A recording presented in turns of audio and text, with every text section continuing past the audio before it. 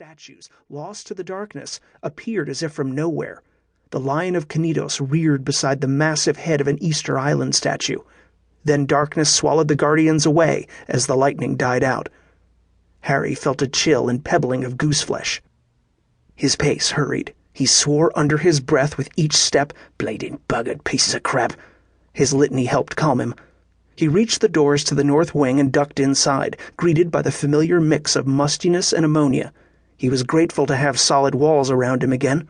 He played his torch down the long hall. Nothing seemed amiss, but he was required to check each of the wing's galleries. He did a fast calculation. If he hurried, he could complete his circuit with enough time for another fast smoke. With the promise of a nicotine fix luring him, he set off down the hall, the beam of his torch preceding him. The North Wing had become host to the museum's anniversary showcase, an ethnographical collection portraying a complete picture of human achievement down the ages, spanning all cultures, like the Egyptian gallery with its mummies and sarcophagi. He continued hurriedly, ticking off the various cultural galleries: Celtic, Byzantine, Russian, Chinese. Each suite of rooms was locked down by a security gate. With the loss of power, the gates had dropped automatically. At last, the hall's end came into sight. Most of the gallery's collections were only temporarily housed here, transferred from the Museum of Mankind for the anniversary celebration. But the end gallery had always been here, for as far back as Harry could recall. It housed the museum's Arabian display, a priceless collection of antiquity from across the Arabian Peninsula.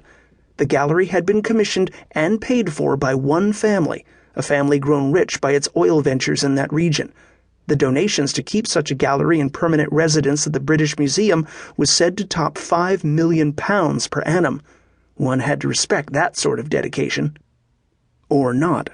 With a snort at such a foolish waste of good money, Harry splayed his torch's spot across the engraved brass plate above the doorway, the Kensington Gallery, also known as the Bitch's Attic.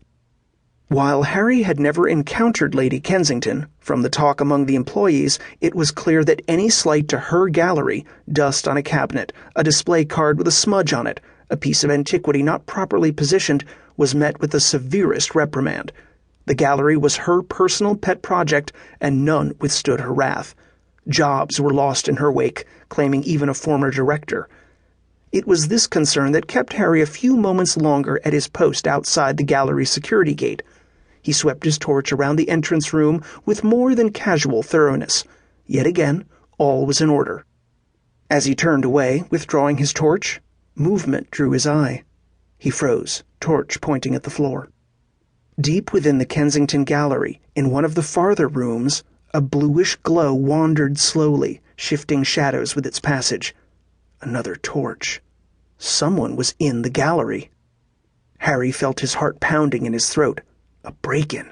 He fell against the neighboring wall. His fingers scrambled for his radio. Through the walls, thunder reverberated, sonorous and deep. He thumbed his radio. "I have a possible intruder here in the North Wing. Please advise."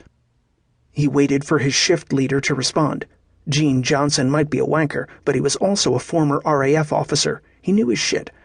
The man's voice answered his call, but dropouts ate most of his words, interference from the electrical storm. "Possible. Are you sure? Hold until... Are the gates secure?" Harry stared back at the lowered security gates. Of course, he should have checked to see if they had been breached. Each gallery had only one entrance into the hall. The only other way into the sealed rooms was through one of the high windows, but they were wired against breakage or intrusion.